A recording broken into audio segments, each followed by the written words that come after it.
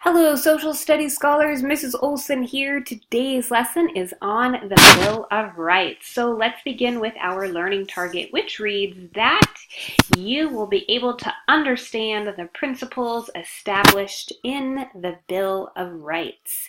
So for our next couple of lessons, what we are going to be doing is looking at numbers 1 through 10 of the Bill of Rights, and we're going to be breaking them down so that we can understand exactly what our rights are as American citizens.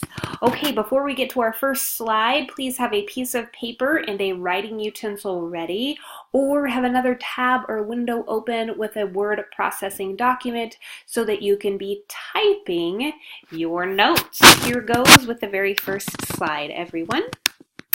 And it is the First Amendment, and this is the text of how it was originally written.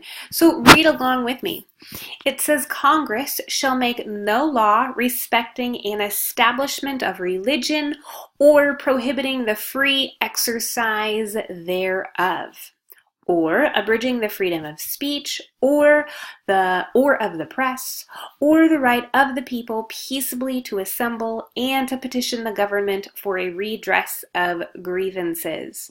So once again, that is the original text to the First Amendment. We're going to be breaking down and understanding all of the different parts of the First Amendment. Okay? So here goes. There are 5 parts of the First Amendment, and if you read fast, you might have recognized that the 5 parts deal with the freedom of religion, the freedom of speech, freedom of the press, freedom of assembly, and the freedom to petition. Okay, so we are going to spend several lessons talking about each of the 5 parts of the First Amendment, and the 2 that we're focusing on today are the freedom of speech and the freedom of religion. So here goes with the freedom of religion. This note reads that the government may not force you to accept one set of religious beliefs. So the government may not tell you who to believe in, what to believe in. There's no set one religion of the United States of America. You can worship who and what you choose, or you can choose not to worship anyone or anything at all. Okay? They may not interfere with the way that you worship. They cannot tell you what to read. They can't tell you what to say or do when it comes to religion. So here are several pictures representing our right to worship how we want to worship. These are Hindu women. This represents Christianity. And this represents Muslims. I thought that was a cute baby to include, and it doesn't matter what age you are, whether you're male or female, old or young, the government cannot tell you what type of religion to believe in. Okay? So we're going to talk a little bit about prayer in schools. Now, prayer in schools is actually one of the most heated debates of our time. So, I want to ask you a couple of questions, and I'd like you to think about them for a few moments, okay? Do students have the right to pray in class? Or would a prayer interfere with another student's rights not to pray? So think about that for a moment. And think about why this is such a heated debate in our country. Well, part of it has to do with the First Amendment and the freedom of religion. A number of cases have been brought to the Supreme Court to settle this matter of prayer in schools. And what the Supreme Court has said is that prayers, or even a required moment of silence without a clear secular purpose, would violate the principles of the First Amendment. And so in parentheses right there, I wrote what the definition of secular means: things that have no religious or spiritual basis.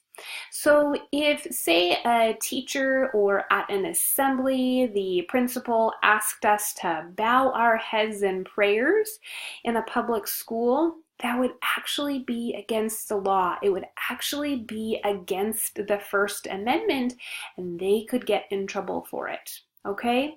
So secular. Here's an example of what a secular purpose would be. Let's say that there was a loved person, very loved at a school, and they happened to die. Now, we're not going to get into the story of how they died or anything like that, but let's say that they died, and everyone in the school was at an assembly. If the principal asked us to take a moment of silence to, say, respect the person that passed away, that would be a secular basis, a secular reason, and it would not violate the First Amendment. Okay? Now, if that same principle said we need to bow our heads in prayer and honor the Lord Jesus Christ, that would be a violation of the freedom of religion, because not everyone is going to believe in Jesus Christ, okay? And we have to respect that as Americans. Okay, so we're going to go to the next slide. It's still about the freedom of religion. Well, it's still about the First Amendment, and I wanted to bring up how it is written again, okay? So we've talked about the freedom of religion. The next part says, or abridging the freedom of speech. That's going to be our second part today, the freedom of speech. So the freedom of speech entitles Americans to say what we think. We're allowed to say anything that we pretty much want to. If you wanted to say that you hated your teacher and you wanted to throw ice cream on her car, you would be allowed to say that. Now, you might get some scowls from some people because that's not the right thing to do. But just saying that, say on the playground, is not against the law. Now, if you didn't like the president and you said, I hate the United States of America, the president's guts, you're allowed to say that. The police won't come after you, the army won't come after you, because saying those kinds of things is protected by the freedom of speech. Now, here is what is not protected by the freedom of speech. You can't say that you're going to put others in harm's way, like you cannot call in a bomb threat. That's very scary, right? So if you were to do that and they find out who you are, you can be prosecuted by the law, because that is trying to intentionally scare and harm people. Okay. The freedom of speech allows us to state our opinions openly. We can shout from the rooftops that we don't like the president. We can shout from the rooftops or in the middle of a mall that we don't say like the governor of the state of Washington. And it's okay to do that. Now, we can't say that we're going to hurt them, but we can say that we don't like them. Okay? And there we are, expressing our opinions openly. Okay. The freedom of speech gives you the right to disagree with others without fear of being punished by the government. So we don't have to agree, say what our lawmakers in Washington, D.C. are doing. We don't have to agree with the president. We don't have to agree with the police. We can say, I don't like what they are doing, and the government cannot throw us in jail for doing that. Okay? But what it doesn't do is it doesn't prevent social or peer pressure to conform to what other people think. So we might disagree with people, but if other people have something to say back to us, they're allowed to say those things too. And they're allowed to say, you should do this because we're doing this. That's kind of what conform means, to be the same as everybody else. So somebody else can tell you that you shouldn't hate the president, and this is why. They're also allowed to say that, and it's protected by the freedom of speech. Okay? All right, so we're going to end today here with this kind of funny cartoon, if you will. And you can see that 50 plus 50 is not 2,107. It equals 100, guys. But this guy says, giving me a bad mark for this is a violation of my right to free speech. And of course, he just has the answer wrong, and it has nothing to do with free speech. But hopefully, you can find the humor in it.